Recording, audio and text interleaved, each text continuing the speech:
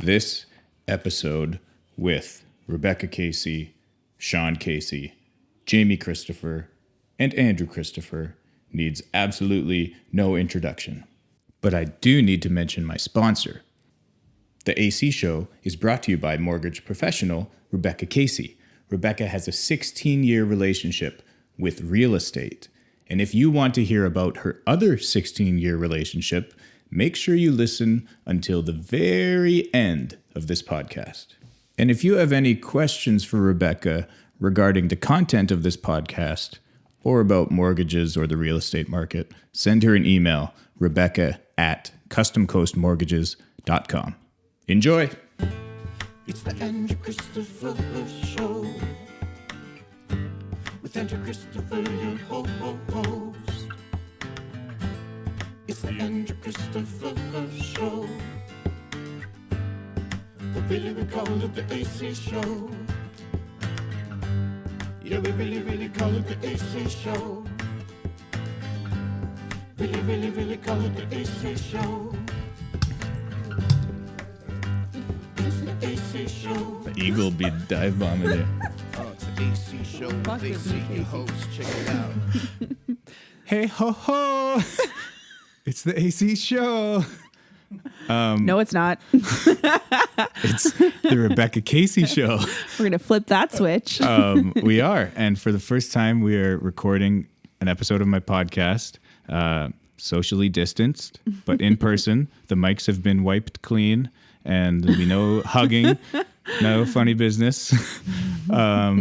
And yeah, we're doing it outside on the deck. This is fantastic. I might permanently choose this. I guess it depends how much we want the neighbors to hear. But we thought it would be interesting. You guys might have heard of Rebecca Casey, mortgage professional with DLC Origin Mortgages, who sponsors this podcast. And after our first interview we did, which was fantastic, Rebecca said she wanted to interview me, or she thought it would be a fun idea. Flip it around, and I thought, well, that's easy. I don't have to prepare anything. I just sit here and answer questions. So I think that's what we're going to do. Yeah, no, I'm super excited. I've wanted to do this for a while, and I've curated a very specific, very pointed list of questions. You can hear my list. Very prepared, yes. Very prepared, yeah. But the very first question I want to ask you, Andrew, is just, how are you today? Good one. I like that. Very formal. Well, today specifically, as you added at the end of that question, which I wasn't ready for, I was just ready for how are you in general. But today, I've actually been quite emotional. Today, I do all my live streams, as you know, and I was learning a new song for tonight because Captain Jen Casey, who passed away from the Canadian Armed Forces Snowbirds. It's an appropriate title to call it, right? Yeah. She, tragically passed away. And so they did a flyover. Some of the BC Aviation Association, they flew over a bunch of the pilots in their planes. And so we went out to watch that, and I wanted to learn a special song for her. So I was pretty emotional learning it by a great band called The Trues. I guess I will have to plug some of this music in here now underneath. And it's called Highway of Heroes. So I was learning that and teared up a good few times. And then tonight on my walk home back towards the house to start my live stream, I was feeling it pretty good. But we got through it. It was fun. I just wanted to do a nice tribute, and it was such a beautiful thing to witness. You did really good, and I did feel how emotional you were, and I noticed it, and I thought that was really special. And I think that that's one of the things that you're really good at. That is often understated by your, upbeat attitude and your ability to, try your hardest to connect with so many people through these live streams, is that you are a very emotional person. And, I think that that's one of the things that I think, my family loves about you and you guys, is that, you're not afraid to let that fly sometimes. So I think it's awesome. I want to know, when you guys were out watching that, how did you explain to your girls, what was going on? And did you get into detail with it? Yeah, we kind of, we touched on it quickly, and then they pretty much were playing with their friends who were there, they were on their skateboards or something, or their bikes. And So we touched on it quickly and just said, a pilot, someone who flies the planes, passed away yesterday, and she was part of the military. I think we said something about, she fought for us so that we can be happy and free, and I think they both kind of understood, and that she passed away, and that it was really sad, but yeah, then it was the kids being kids thing. Haven was what? Sorry? Yeah, you can talk. Yeah. Jamie's here. Hold on. Haven did ask kind of a question that was hard to answer. She was a bit confused because she didn't understand how the planes were still flying, even though the pilot had died. So she was a bit confused. She thought it was the Captain Casey's plane, which she was flying. So she was a bit confused. So that was a bit hard to explain to her. But then, like you said, they kind of just were happy to be out in the open running around. And it was really nice to see all the families there. Like, the park was packed in a socially distanced way, but it was really special to be right at the border. It was emotional. And that was kind of what struck the most with me. It was, just this feeling of, wow, this lady who, her job was to protect us and fight for our freedom, this kind of thing. And everyone down here was enjoying that freedom, being together. Nobody cared what race, religion, or gender they were. People were just hanging out, watching the planes. Yeah. And so just that feeling of like unity. Yeah. When, there's really not that much of it in the world today. Yeah.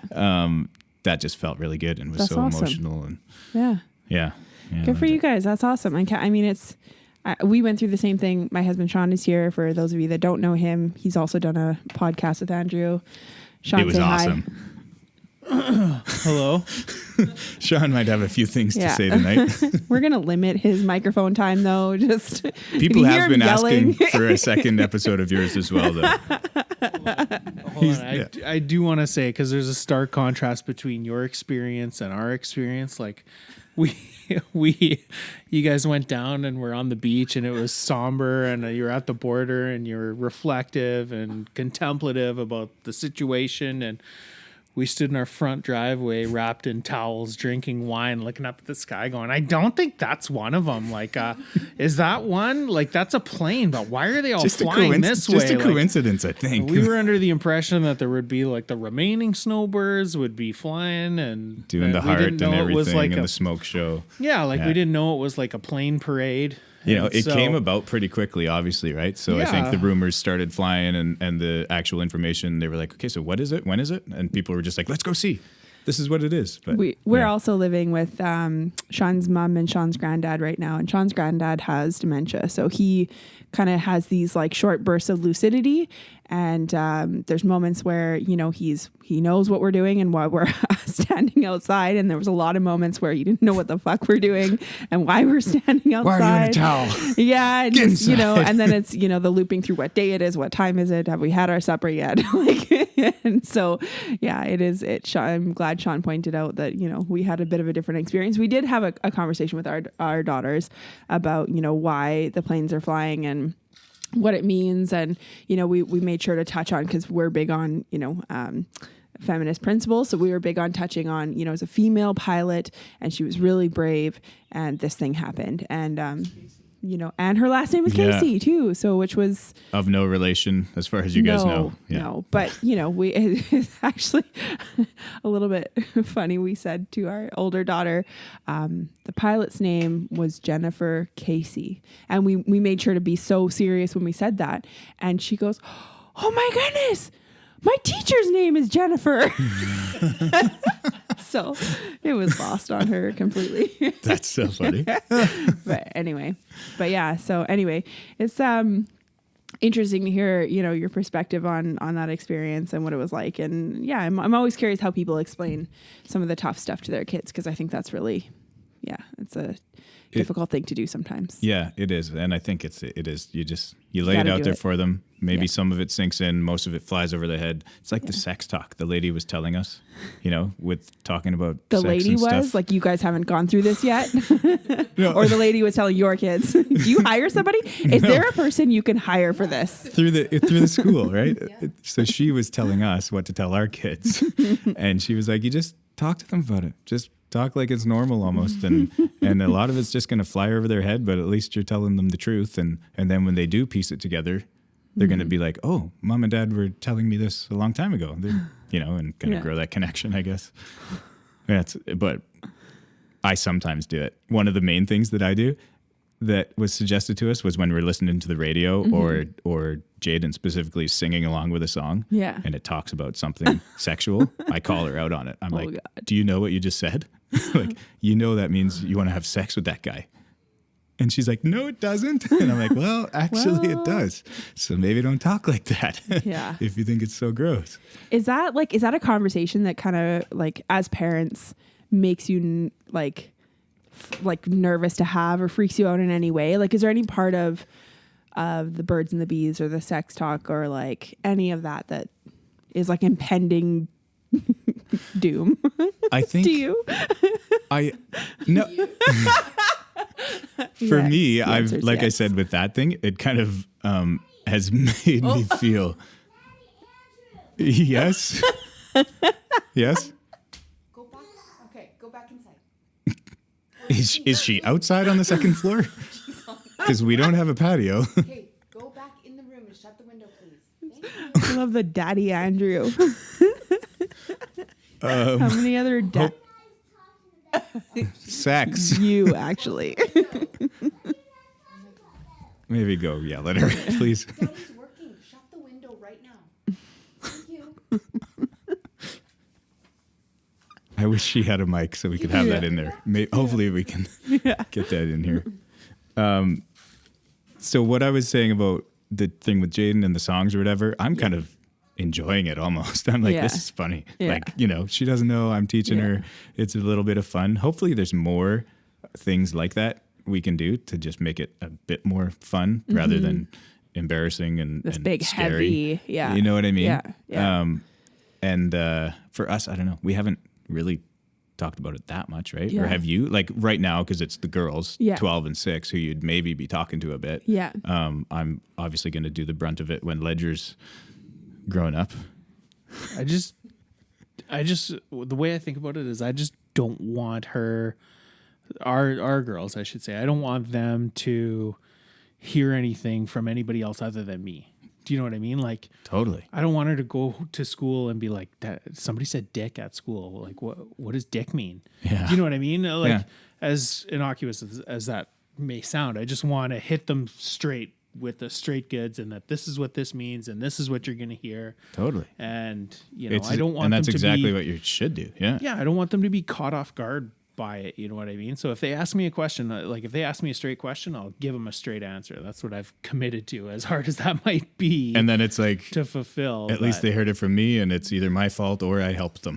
Whatever happens, Shoot them straight, right? Because that's the way it's supposed to be. If you're the parent, then But if they heard about this stuff from someone else, and then you're like, it's their fault. They're saying something wrong. I don't know. Okay, so we're chiming in now. Yeah, but I've got something to say. Okay, Jamie is now. Kind of what Sean was saying. When we went to this talk, the school paid for, what was their name? Salima Noon. I could be saying that wrong. Anyway, she basically, they have, no. Yeah.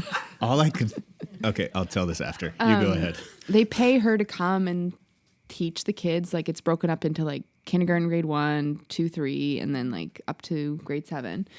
And they basically it starts simple with the young kids and it adds on as the older they get. And basically, they tell you to tell it out how it is, because it's better for them to learn it the right way than the wrong way is not the right word. But as parents, we were allowed to ask questions. And there was one parent that raised her hand and said, well, if you're going to say that sex is, the penis in the vagina, then what's my son going to say when I've always been telling him that babies are made by a special hug?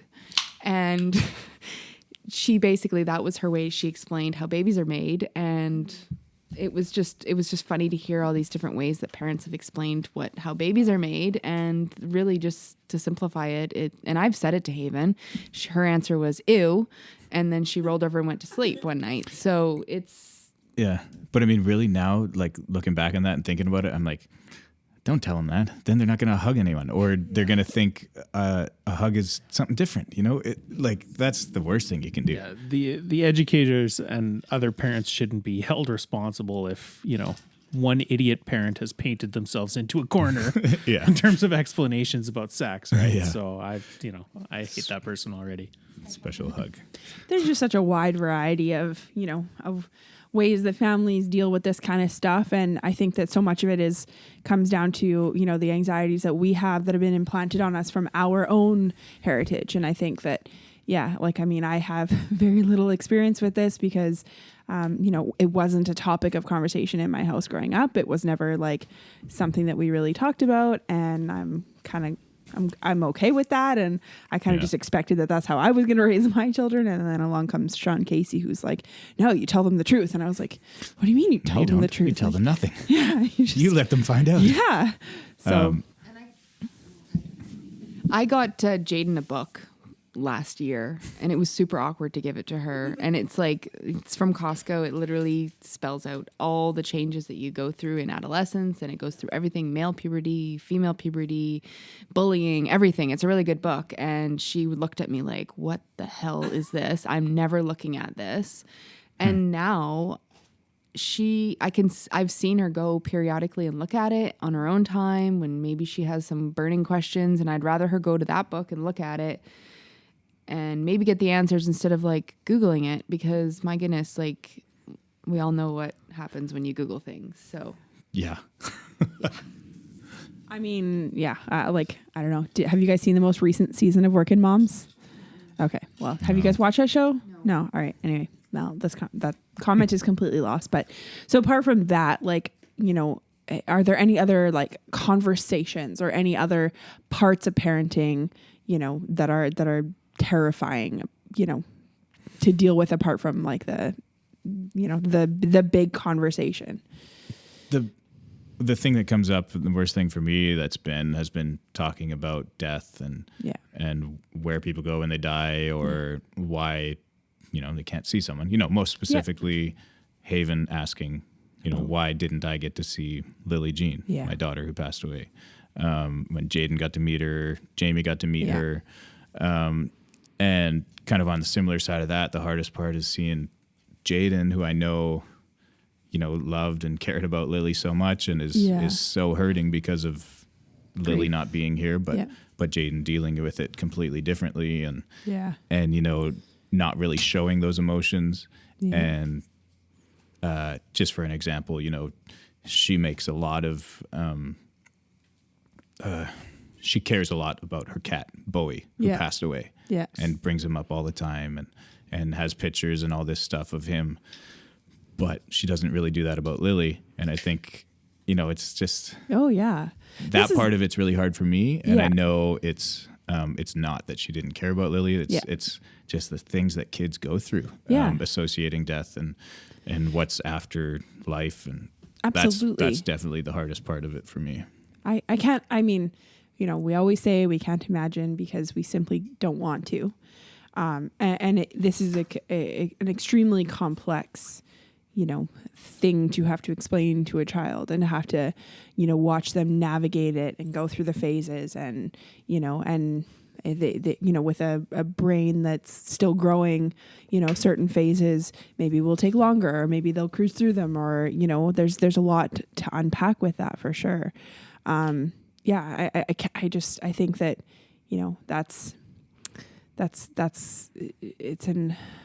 it's a very difficult thing to try and navigate through. And there is there's no doubt that must be excruciating to have to try and navigate for sure.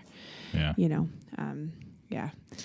I don't know. I mean, I was just saying to Sean on the way over here, and I actually had, a little bit of a moment because, kids are hypersensitive to things in ways that we don't expect them to be. We think that, they understand what's being told, or they understand things, how we explain them. But, obviously the last podcast we talked about a little bit about my dad who had passed away, and there's all kinds of stuff that we're, we're going through because of that. And both of my daughters have grilled me on my dad at times. And I'm like, I haven't even talked about him. I don't understand why this is coming up. And like Saoirse, sits cross-legged beside me at the dinner table one night, and she's asking me a bunch of questions about my dad. And then she sums it up and she goes, so would you say he had a good life?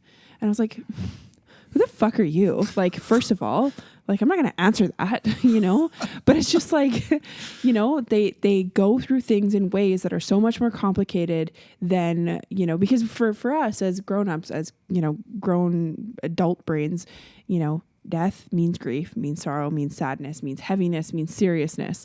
But to kids, they don't have that fear-based like piece of it. So there's like all these other questions that they're less afraid to ask, which makes it harder for us to know how to answer.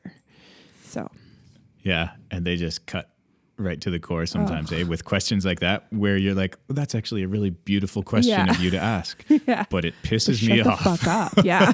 You know what I mean? I can jump in there because there's definitely a couple times where I've been like, listen, kid, you don't know what's been going on between me and your mom for the last 12 hours, but you better shut the fuck up before you ruin my life. Yeah.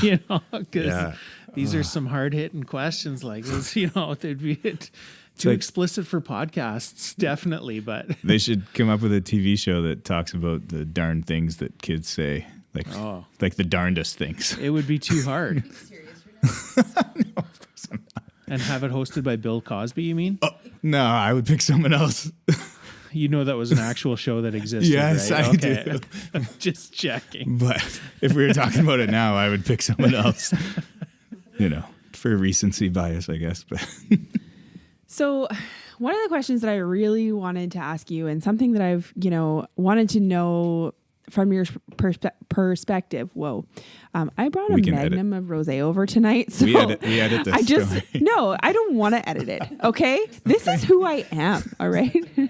Yeah. There's going to be lots of questions, maybe some swearing and some slurring. And you can have some, Jamie, I suppose. This is, I had an eloquently worded sentence for how I was going to ask my question, but basically, That's good. Just get to the point and we're good. Good night, Jamie. Yeah, I'll work on it. Ask it like a child, I guess. Okay. So my question, as a musician, there's so many elements to your job. There's, writing music, there's playing music, there's marketing your music, there's actually like being in an environment full of people that are loving your music. Like, what is it for you? Like, what do you love the most about this job? That is a good question. And because it brings up a reverse to it, where I talked to Jamie about something that's so hard about this job. But the part I love the most is for sure the performing. And it seems like a simple answer, but, more so when I'm actually enjoying the performing. So not the live stream with like no audience in front of you. So sometimes it will happen then, but not as often. And it's more just about when I do get into that zone or the flow state where it's like I'm loving the song and listening to it myself and enjoying playing it, not focusing on the crowd. I guess it could happen sometimes if the crowd's really into it as well, but most of the time it's like an intrinsic thing where I'm really loving the song and playing it well and just putting emotion into it. So it has happened on the streams quite often, but it doesn't always happen that way. Sometimes it's a job and I'm playing these songs and singing them and there's not the emotion there. I don't have the connection, but for sure what I love the most is, when I am in that zone. Yeah. I guess you hear it, people talk about it no matter what they do, right? If you're in the zone, it feels good, you're working hard, you're enjoying what you're doing, and so that's the part I love the most. Can I quickly tell this story? Yeah, I was hoping you would. So because, like I said, today was a very emotional day for me, and I couldn't really formulate the words either, which who knows if I will now or not. But Jamie came in and, I said, hey, I've got some work to do. I figured out the song. I figured out what I want to do today. I need to get things set up. I need to practice this song. And I just need some time take your time getting home, because she was out walking with the kids, something like that. And then she came home like 2 minutes later because she didn't get my message. So she didn't get my message. And I said in the message, I was like, it's fine if you do, but I'm just going to be doing work. Yeah. And so she came home and then I talked to her and I said, just one of these things. I'm feeling really emotional. I want to do a great job on this song. But this, like, it's not the normal part of the job, really.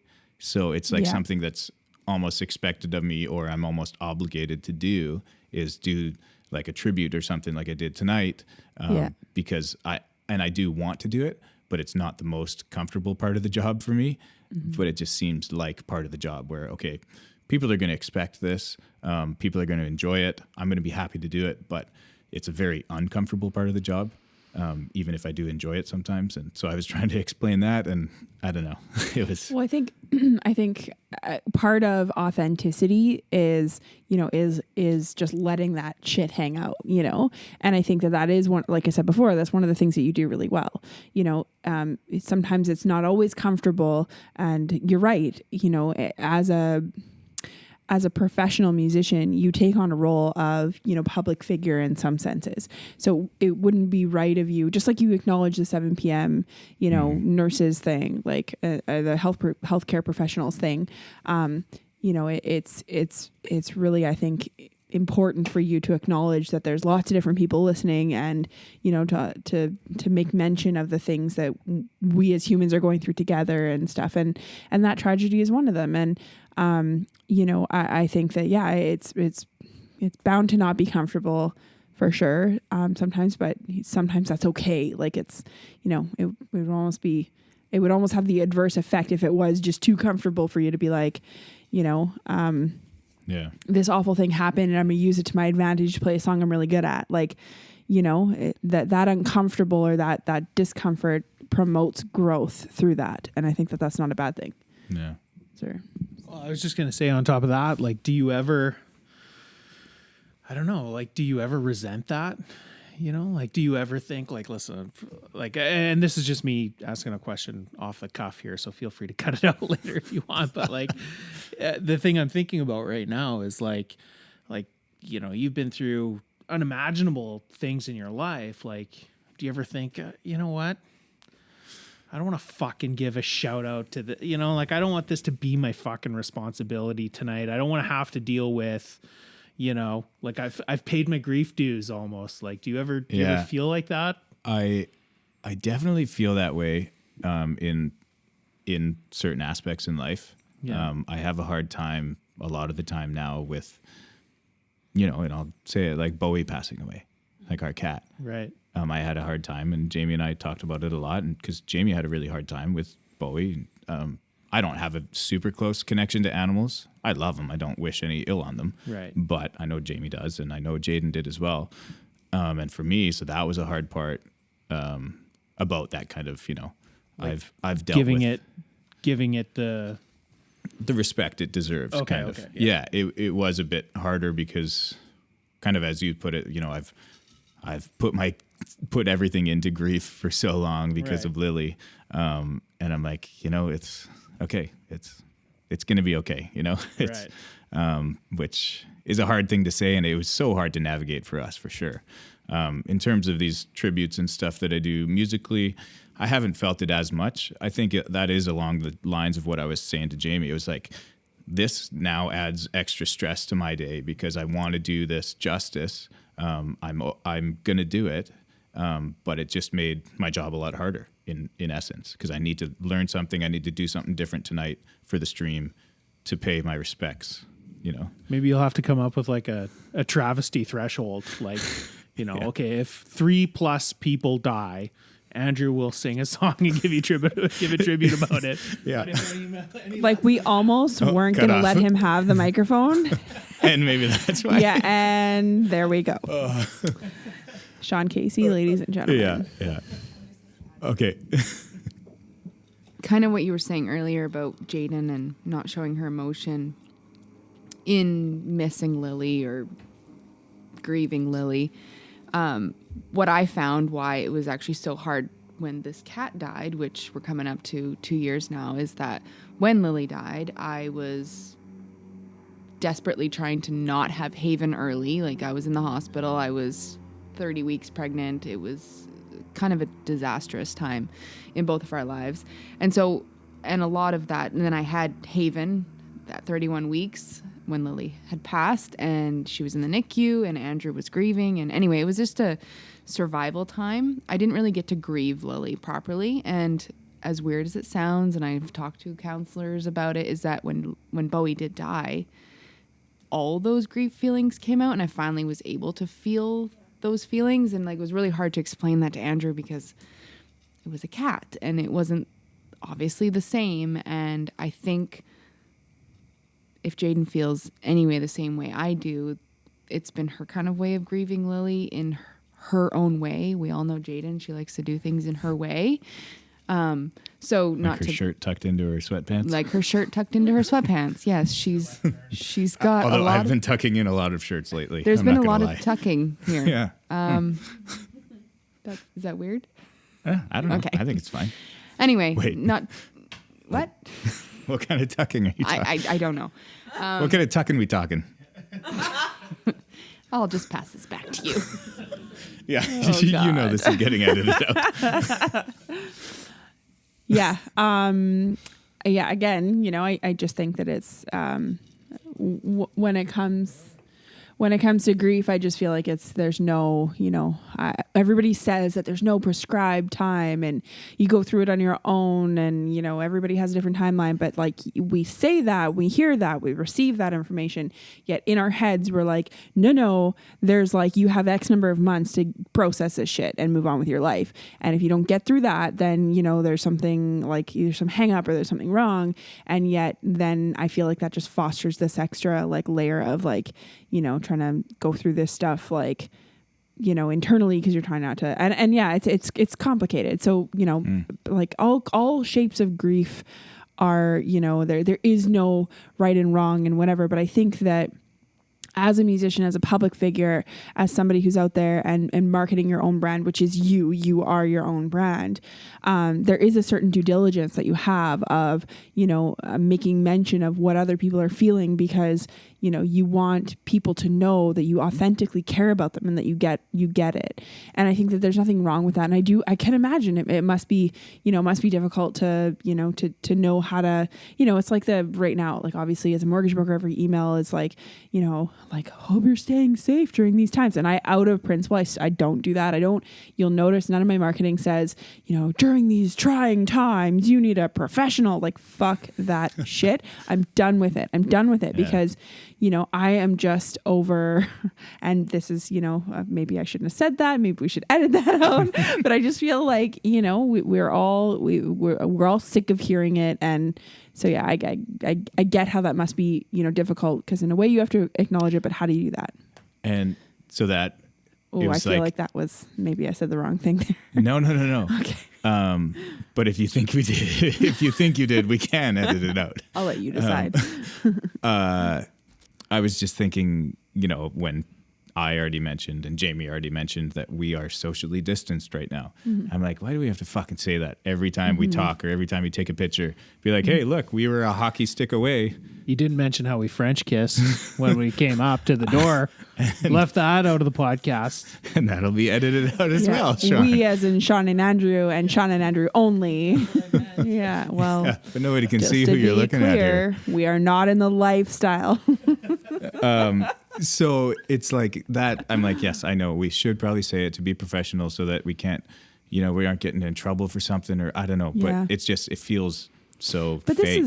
this is the tough side of marketing, though, is that you're always trying to find that line between like, be authentic, be yourself, be who you are, but don't say the wrong fucking thing. I know. Careful, you know. And it's difficult. And like, how do you do, like, as a musician who's like, you know, typically musicians and people who are into, like, I'm jumbling my words, it's the Rosé talking. Musicians are typically artistic people, so you'd think that marketing and being creative and getting your message out there would be something that, you know, is relatively enjoyable. But how do you handle that, you know? Yeah, because there's a lot of things I want to do that you just think, oh shit, I've posted myself drinking beer 3 times this week already. Yeah. If I do another post about drinking beer, people are going to say I'm an alcoholic. Yeah. So I need to change that. I need to, and it's like when I was writing my description for my live stream tonight, and I wanted to write it about Jen Casey, And then I was like, oh shit. But what if I forget to mention something else and someone gets mad because I didn't mention everyone else who might be hurting or who was affected by this? Or the other pilot, I'm sorry, I can't think of his name right now, but what he's going through and all this. Yeah. And it's like, I want to do something good, but oh shit, I need to make sure I cover all bases. Otherwise somebody could get pissed off. Yeah. And that's the part where it does kind of suck. Yeah. You know, as you know, being a professional, being a public figure, that, I don't want to offend anyone. Yeah. But nobody's perfect. The age old thing. I think, and I'm never going to do it to intentionally piss someone off. Yeah. But sometimes I'm going to make mistakes or forget something, or it's just, not on my mind. I think you do a really good job of navigating that. I really do. And I think that, you walk a fine line between, authenticity and, being genuine and letting your emotions show and, and also navigating along the side of, what's going to appeal to people that are my demographic and how do I make sure that they feel heard. But one thing that, I really wanted to ask you, and maybe you could, take some time to really walk me through this and explain it, because I've been wondering this for such a long time. Why the fuck do you play Creed? You mean one of the greatest Christian rock bands of all time, Creed? That's the fucking one. That's the Creed you're talking about? That's the goddamn Creed. Can you take me higher to a place where blind men see? That Creed? To a place where blind men see. That's Can you the please one. take me there? I would the love to one. go there. Dude, no. What a message. Do you know how much we swear at you when you play that? What a message. That and Savage Garden. Well, I just heard Okay, listen. the news today. I will up It seems my life any Creed request. is gonna I will throw change. $10 on top of it. Like I'll throw a $10 suppression. Okay. Creed suppression. I That see where you're coming from. that is not condoned by Rebecca Casey Mortgage Professional. That is Sean Casey's own money. It's probably only going to cost you $10 a week. I'll be honest. Unless people seriously. hear this and start requesting Seriously. Creed all the time. $10 Creed. Can we please cut out Creed from your set list? Queed's repression. Is that what I was going to say? $10 Creed suppression and $15 Savage Garden suppression. What about the Chicken Cherry Cola? The chicken cherry cola, like the Bare Naked Ladies? No, Savage Garden. Like a chicken cherry cola. Ooh, I want you. No, I don't know dude. if I No, need stop. you, but No, please stop. I know. I'm trying to find out. Why do we hate Creed And Savage Garden. and Savage Garden? Because I love And/or Savage Garden. Because Andrew, you have a beautiful voice. And you do such good things with it. And I sing Creed? Creed really well. Is not one of them. Anyway, sorry to that all of your hurts. friends and family who love Creed. Are you saying I don't sing Creed well, or you just don't like the sound of Creed? It's Creed. It's not you. Oh. It's Creed. She's saying But I nail it. they're both beneath you. They're both beneath you. You're better than both of those bands combined.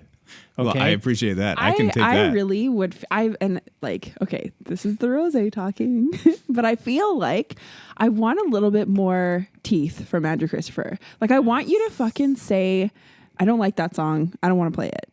Like, sometimes I feel like you dance around it a little bit because you are like, you're just really good at your job. Like, you're a professional musician. And like, I feel like a big part of that is putting aside your own opinions and just playing the shit that the people want to hear. I was going to say people pleaser. People pleaser. We've talked about this in counseling, actually. He's a people pleaser. Well, so yes, and this just comes right back around to you saying, how do you navigate being an artist and doing what, politically correct thing, or being an artist and being a badass, which I would totally be the baddest of asses. I don't think if I anybody was, needs a like, microphone to hear me laughing right now. Rock star. You and I are about the same level of gangster, just Right? to Yeah, put it which into, is- which is a yeah, little well, gangster. yeah, I do ride a motorcycle. That makes me more gangster than I've just got a bicycle. Okay, but Oh, God. so it is that line between political correctness and being an artist, saying whatever the fuck you want. And I would love nothing more if I could make as much money, whatever, make a living off playing my own music, Yeah. doing original music, touring, selling original music. Yeah. And then I think that would lead me a bit more towards being that authentic self. Whereas being more of a businessman where Yep. I just got to make money to feed my family, I got to play whatever songs you want to hear at your party, and you want to hear at your party, and you want to hear Yeah. at your party. Yeah. That's kind of where I separate it. And so, like, at one of my original gigs, if I'm playing with Parliament of Owls, I won't play Savage Garden Okay, so unless I somebody wanna gave me like know that. $1,000. Okay, this is where I'm going. So what are the songs and artists that crush your soul? What are the ones that you told me one time was Mr. Jones, right? You don't Yeah. like playing Mr. Jones. Yeah. But what are the other like soul crushers that you're just like, oh man, I'm gonna get a job at the grocery store tomorrow because this is Because I fucking don't want to bullshit. play this Yeah. song. Now's your moment. Now Let's is my have moment, It. Yeah, and it's- let it go. Honestly, all I have right now, like Mr. Jones, I'm totally dig it as a song. Listening to it, awesome.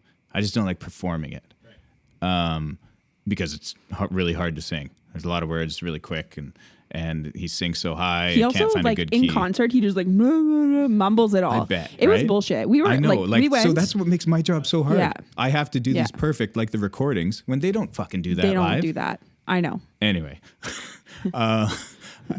so it's where the fuck was I? Soul crushing. Soul crushing I'll add music. extra points for Savage Garden and Creed, by the way. Just rip the band-aid off. Say it. No, Say it. You'll be it's- freed if you it's- just say it. It's just like any Freedom Creed. most new country stuff. Yes. I can't do it. Like most of the bro country. Yeah, like the what's that one? The "Don't Touch My Truck" song. Have you guys heard that one? Oh, it's Yeah, bad. sure. Or, stuff like Florida Georgia Line stuff where I'm like, Yeah, fuck hard it. pass. It's good, makes money music kind of thing, pop music, they're doing their job or whatever. But to me, I just can't get behind How it. did And I think you- that's because I was trying to make a name for myself in kind of I the was country music just scene. gonna And I was ask like, that. this stuff sucks. Why is everybody loving it so much? I want to do something a bit different, or, I just don't want to do that. Yeah. So then I was like, I'm not going to play country music anymore.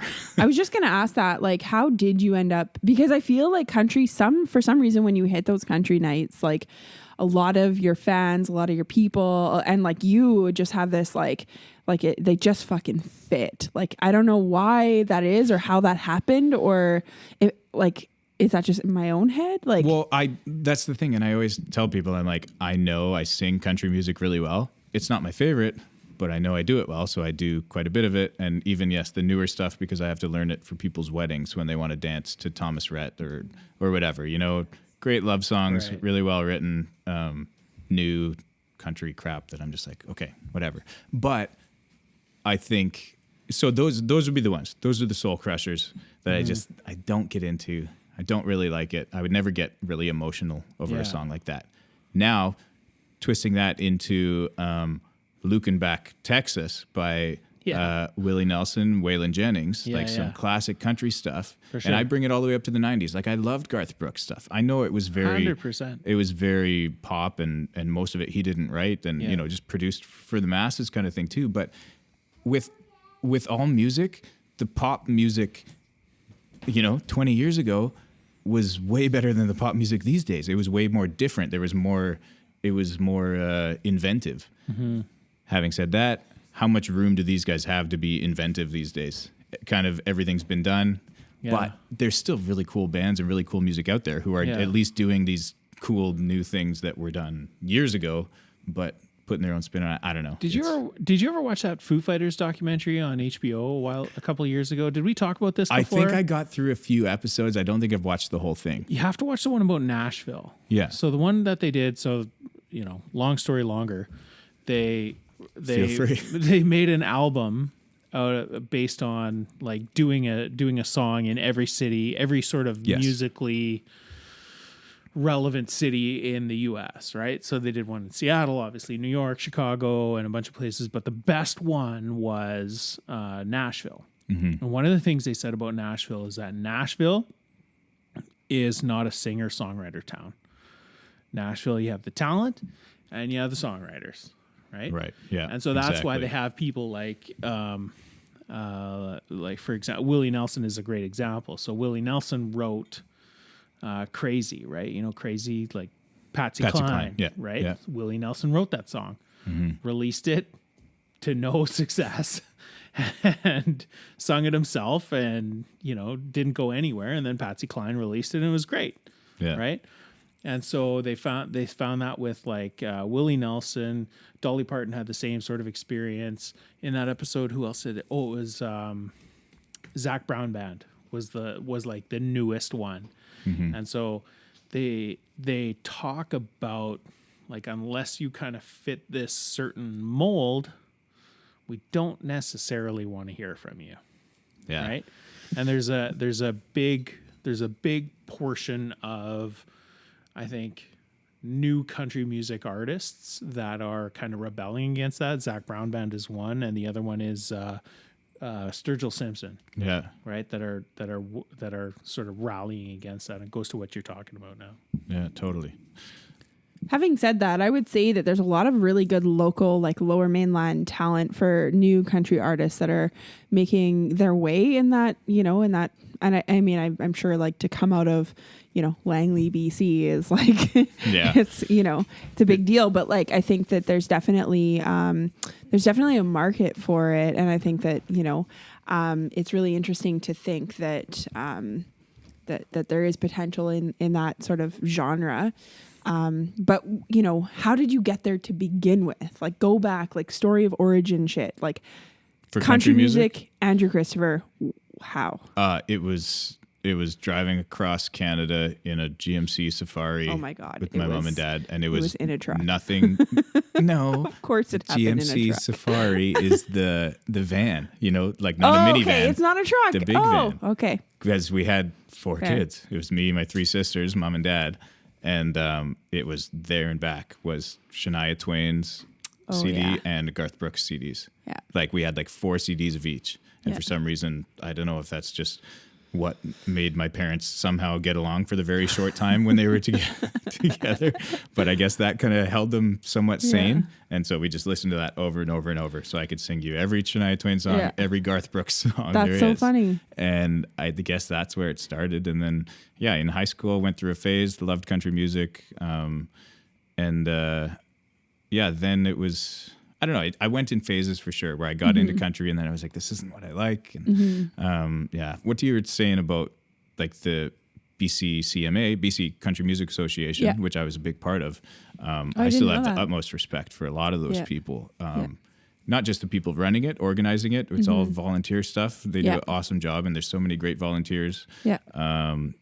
And the artists themselves, there's a lot of great artists, and I've seen a lot of people kind of get chewed up and spit out, which furthers my point of I don't like what's going on there. Yeah. But the artists who do kind of stick to their guns and are doing their own thing now, it just makes me respect them so much more because they've transitioned a little bit and say, I'm just going to keep doing what I want.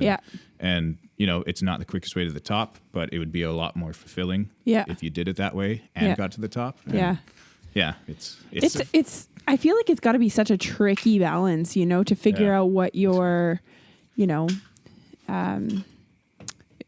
you want, how to get there, how to do it. Like, I think that this is something that people, for people to understand that you're a professional musician and what goes into that every single day of your life, like, and to understand that you're, maybe what you want and, what the path to success looks like are 2 different things. I think is important for people to understand. Like, I know all too well, like what you're made of and what you're capable of, and the fact that like what being a professional musician means for you and your family. Like, I think that you're extremely successful. And I think that I really want people to understand that. But I think in order for them to understand that, maybe you could give us a little bit of insight as to like, like what are some of the big things that you do to keep this ship running, to keep your name out there, to keep top of list for venues, for events. Like, how do you do that? Yeah, I like to think a lot of it is, me caring about the people I'm with and that I'm working for and performing for and being genuine. You're so fluffy and adorable. I just love it. I just do it by caring about people. Let me try and elaborate on that. No, like you work your fucking ass off. Can you just say that? That's the other part of it. Part of it is that I do enjoy meeting people, talking to people. I'm lucky that I have that personality where I can reach out and meet someone and chat with them and sincerely, I care about what they're talking about. A lot of people I meet, I just shake a hand, say hello, and forget about them. But I can tell if, someone's bringing something else to the table, they want to connect. Very happy to do that, and because I enjoy it. Yeah. The other part of it is, like you said, I do work really hard. An easy example is this whole COVID thing that's been going on in isolation. Yeah. And for the first 3 or 4 weeks, I was putting a couple hours a day into just figuring out how the fuck to get my live streams sounding good. Yeah. And to learn requests that people are doing so that they come back and listen the next night. When I say I'm going to learn it the next night, come back and listen, because I want more and more people to join. But yeah, just figuring out all the new technology stuff that I didn't know about. That's not my forte, right? Like, I'm a musician. I'm not a computer tech guy. I know we're friends and stuff, and it's expected for me to say nice things to a certain degree. But like, I did not pay Rebecca to conduct this interview because it's going way better than I ever could have hoped. Andrew is sponsoring. Andrew. Yeah. I just want to say that wholeheartedly, Andrew, with like every serious fiber of my being, your live streams are the best part of this whole COVID thing for us. Like when we had, a few changes in our family, when we had Sean's mom and Sean's granddad living with us, one of the hardest things for me was that I couldn't just like, oh, Andrew's playing, like crank up the speaker, just play it and, just shout out the songs and enjoy it. Because it just, our situation was just a little bit different. And I didn't, want to make grandpa feel like what's going on. And, but it's just such a ray of sunshine in this shitty time for a lot of people. I mean, I'm an introvert, so I'm kind of enjoying this. But, in all seriousness, like there's obviously a lot of transition for a lot of people, and a lot of people are going through really tough times and losing jobs and struggling to pay bills and figuring it all out. And you were just like, I've said this before, like all of my favorite businesses and all my favorite, companies and stuff, like they're the ones that just adapted really quick. And you were like the first, and you were like, this obviously, like, I'm not getting paid to do live streams. Like, I'm just going to run on, whatever tips I get and it'll be fine. And you jumped at it and you made everybody's lives just so enjoyable. And you come back every night. And I'm sure, like, I'm not generally just like, able just to be happy on a dime. And you have kids and you've got a life and there's things going on, lots of things happening in your lives. And like, you just show up every night on the microphone like, hey, I'm Andrew. I'm having a good time. My life is wonderful. Everybody, how are you? Are you wonderful? It's me because I'm wonderful. Here's your favorite song. Maybe just throw a tip in the tip jar if you're nice. But like, you don't have to. You don't need to do that. Just enjoy your free, beautiful song. Like you fucking rock. You rock. Thank you for doing what you're doing for us. Yeah. For me, seriously, thank you. Well, thank you for saying that, and I'm glad Jamie can hear you say that. I'm glad Jamie's here to hear that because I know that it's hard on her. And like you said, it is tough with a freaking house full of kids to do that from 6:30 to 7:30. I think I got the time pinpointed just after dinner, just before bedtime. So we've fallen into a really nice routine. And also anybody else out there listening, shell on your requests, you cheapskates. Okay, we know it's a tough time, but requests cost money. Okay, this isn't Andrew talking. This is his friend Sean Casey. He just looks similar. If you have a problem, sounds similar. Take it up with me. But the requests cost money. Don't be a dick. Thank you, Daddy. I like It to is, drop but some- it is important for people to understand that, like you're not, this isn't just like your time to shine and get your word out there, with these live streams. Like you're making up for lost revenue because you are a professional musician. You're not just trying to like launch this like band and sell this, this non-existent dream. Like you actually feed your family by playing gigs that are not happening right now. And I think that people need to understand that, yeah, like what you're doing is amazing and we love it and we're so grateful for it. But like, yeah, throw a couple extra bucks in there. Thanks. I was just going to say, Now people know that I hired you guys. there's Right. been multiple nights where I'm just like, screw this. I'm not doing this with you. Like we've had some tough days where I'm just so mad. And I've said on there, we're fighting tonight. We're like And that's the legitimately, truth. this isn't funny. Like we are at each other's throats and it's 6:30. Okay. I'm so thankful my grandma's here and she takes Ledger for a walk at 6:30 every night. We have no idea what the two girls do. Like, honestly, they're just, all right, mom and dad are busy. We're going to go watch YouTube. Probably. So, yes, I'm glad he powers through. And obviously, he's doing his best. But there's been some days where I'm just like, this is stupid. I'm not doing this anymore. And, And but- for me, I try and, I do, a lot of it is for people. I want to do it for people to, be entertained, whether I'm making the money or not. This is that warm, fuzzy shit again. But then, Here we go. it's helping me keep an online presence, and it's building it more and more every time. I'm getting for more sure. followers on Instagram, more Facebook followers. Some nights tips are good. Some nights there's no tips. But I, thank you, Jamie, for letting me keep doing it, because I know it does help people. Like you just said, you guys love it, and We do love it. and I know a lot of people who really love it, and so I makes also it worth it would for like me. to side with Jamie though, because if Sean decided one day he was going to have some hobby that took up 4 nights a week between 6:30 and 7:30, I'd be like, go fuck yourself. It's not a hobby. It's a gift.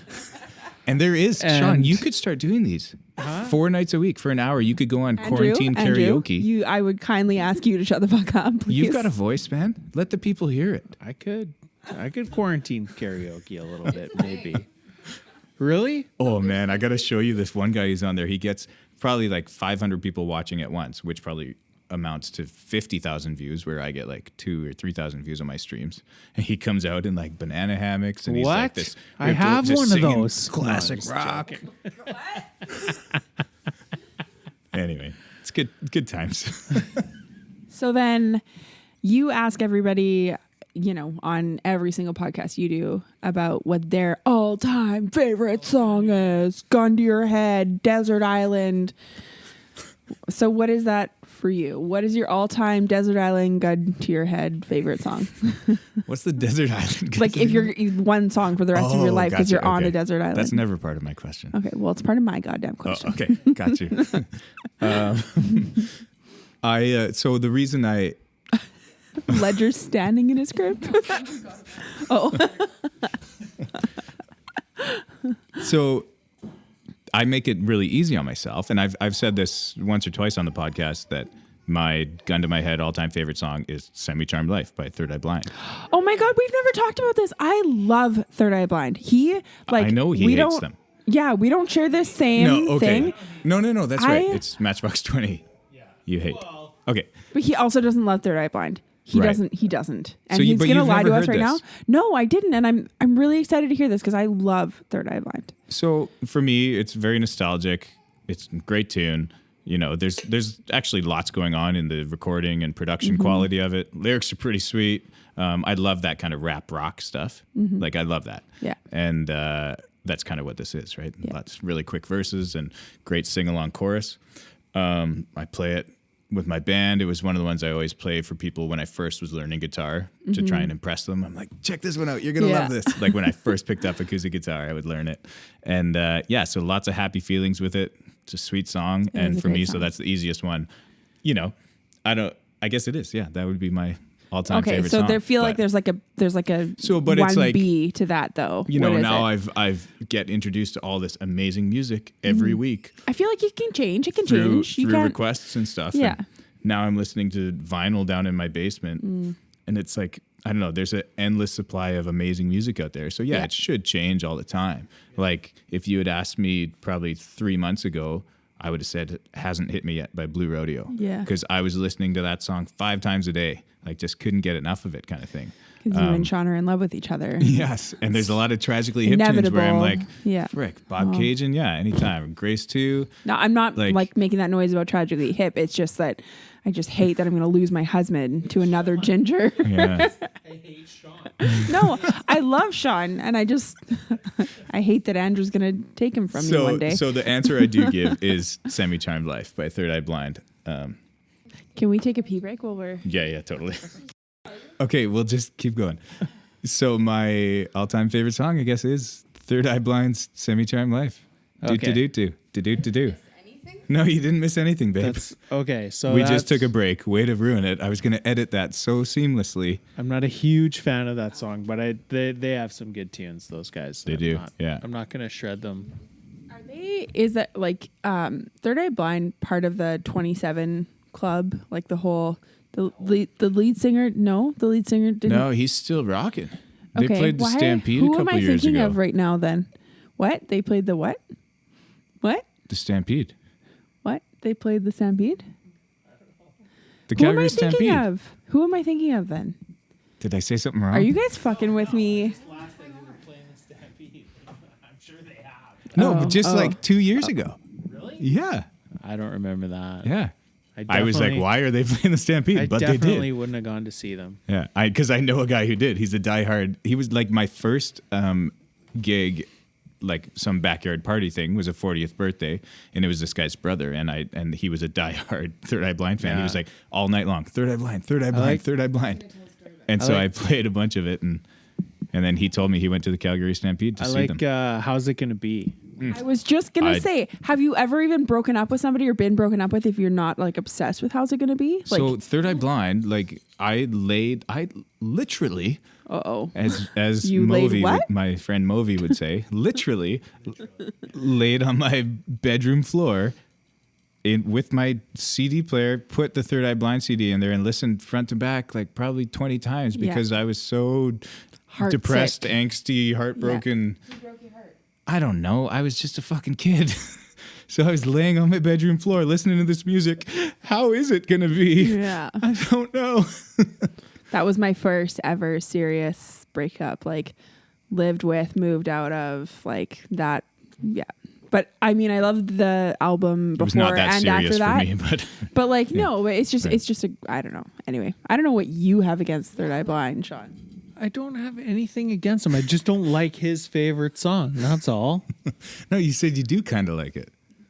No, I don't like that song. 100% I don't like that song. But I was going to say, so said you like that song. no, I like How's It Gonna Be? The song we were just fucking. No, his favorite song was the fucking We've got this all doo-doo-doo-doo. recorded. I can settle this later. No, his favorite song was Semi-Charmed Life. Semi-Charmed Life, and I don't like that one. Oh, But I don't think you said you what I don't was like going to what I was going to say was my fucking like my closet admission today. So I'm like a huge fucking Jan Arden fan. it. Okay, that's Like- fine, man. Like more than Canadian you would chick. ever think is reasonable. Oh, Yeah. Like So there's something weird going He's on. been playing the Good Mother song for our girls lately, and like now they're requesting it. So if they're requesting it, that means he's played it for them more than once or twice or three times. So yeah. but yeah, big fan. I had to learn that one for a buddy's mom's funeral. Right. Yeah. Yeah. So I fucking the Jan Arden tracks have been cutting me deep lately. What's some But- of her other ones I could do? Buddy, if Like, you what are did, her most famous ones? I Would Die For You. Do you know that one? I don't know.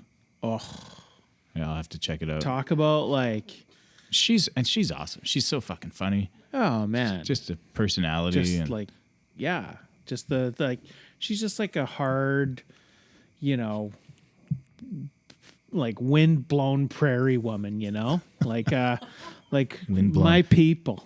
My people. Windblown. I like that. Yeah. I've never heard that before. She's from Calgary. Like she's from, like the windblown. fucking windy out there. Yeah, it is. And I've never heard someone describe that lean way. into it, close one eye. Like that's what I mean. Like fucking windblown.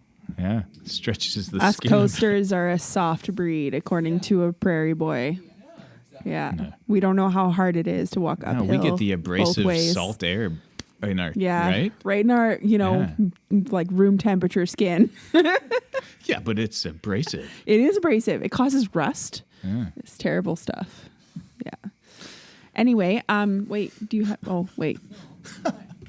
I was just gonna like chub about Jan Arden a little more. Like, thank you very much. We didn't hear about this. God. Yeah, your obsession. No, but yes, I don't know why. I just love Jan Arden. But, well, I bet you I know why, but because I've seen her a million times, It was around Calgary and Yeah. It was a Jan Arden song that you said you didn't know. And I was like, how do you not know this one?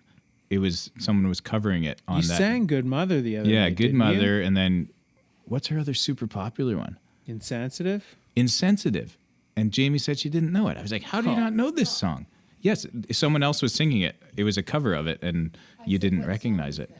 No, you didn't know it. I said it's you would know Insensitive, Jamie, trust me. Yeah. But Anyway. no, I've been digging the Jan Arden. So, Yeah. if anybody wants to shred me about my Savage Garden or my Creed hate, you can shred me about Jan Arden. That's fine. So, Does she? Yeah. She probably writes a lot of her stuff, though. I feel buddy, like. every single word. Right? Every single word. Well, that's a different. I doubt Savage Garden writes much of that stuff. Sean Casey is a bit of a lesbian when it comes to this kind of stuff. I also think it's his period, so let's just go easy on him. I know. You said he just had a tough weekend. There's been multiple times where I've heard that you and Andrew talk about our periods, Rebecca and I's periods. Hey, So- Sean, do you know why women get their periods? Yeah, I do, Andrew. Do you? I do. Yeah, because they deserve them. That's Sean Casey's It's favorite a joke. long walk back to our house from here, Sean. You could stay It's a here. good thing I'm too drunk to drive. Exactly. Well, I'm glad you brought this up, Jamie. And that's it for Sean, That's ladies it. and gentlemen. I That's it hope for you Sean. enjoyed his contribution to this episode. Rebecca, So- do you have any more questions for Yeah, me? This is your do. interview. I do. I do. Take it strong. If you could ask any one thing of your entire network of friends and family and people and that love you and fans, like what would it be to help you boost your business? Is it, people with venues to be connected to those people to maybe play some music there? Is it event planners? Is it, like what one thing have you not asked of your network that you'd like to ask? That's a good question.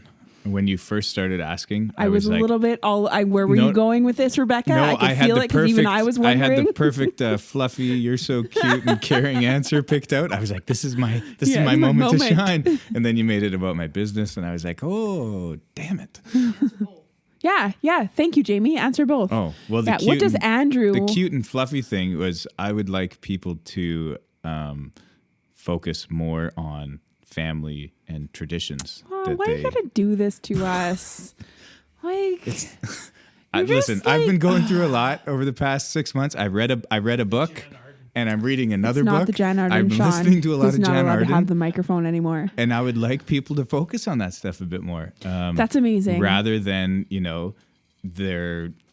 I don't know. It's Yeah. tough for me to still put into words because it's just something I'm focusing more on and understanding.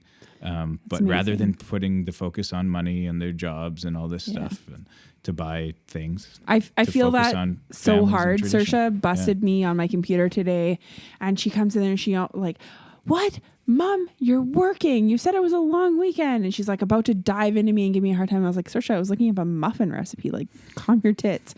But like, I feel that. Like, I feel like I'm in this zone of wanting to work as hard as I can and build for my family, and but I feel like my kids now more than ever just want more one-on-one quality time. And I feel like it's time to like let loose and give them that. as hard as it is. But I'm really glad that you said that because I think that really resonates for a lot of people.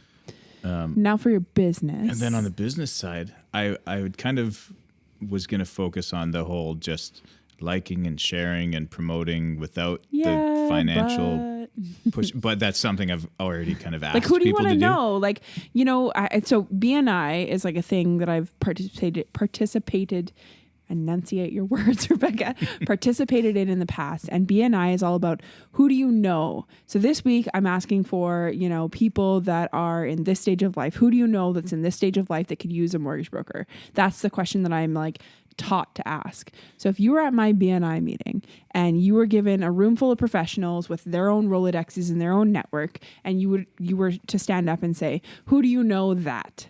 Who would you be asking for? Let me think about this. Gotcha, motherfucker. Who do you know that? Please edit out all of my sass. I guess would it make sense to just say, who do you know that appreciates art in its truest form? Yeah, it would make sense, but I'm looking more for like, who do you know that knows a music producer? Who do you know or that is likes to getting hire married? solo musicians for $1 million? Boom. That's it, ladies That's and who I gentlemen. would like to know. That's the one. But I would sincerely, like to think I just want to know the people who appreciate like true art, like people who are just doing something because they love it. And so then I could play my original music and promote that and kind of be my authentic self, like we talked about at the beginning of the podcast. But also pick a really cool gig. Someone that could get him a really cool gig, right? No? Yeah, I really want to get married again so that I can have you play at my wedding. Did I say a good answer or no? Yes, you did. You did. Honestly, halfway through tough. the question, I was like, "Oh shit!" No, I know. Yeah, I've drank 4 beers. I do that to 7 people. beers. I do that to people. It's like a sniper move that I have. It's like, oh, she's drunk. She's not going to ask me anything. It's like, fuck. But I think the true art thing, that was good. I think it was good too. I think if I were answering for you, I would say. I would like you to answer for me at this point. Who do you know that has a venue looking for a resident musician, or an event planner that's looking for somebody to refer to, or big time music producer looking for new talent? Those are the people that I'd be looking for if I were for you. I think, like I said, not to plug you too many times because it is your own show, and I feel like at some point people are going to stop listening to me. But I think that you're amazing at what you do. I think that you're truly authentic. You're so genuine. I think that we are so fortunate that our daughters danced together and we somehow connected. And there's just so many reasons why I'm grateful for you and for Jamie and your girls and Ledger and everything. And I'm honored that you'd let me grill you like this. But I hope that you never lose the love for what you do, because you're giving so many people such an amazing gift. So thank you for what you do.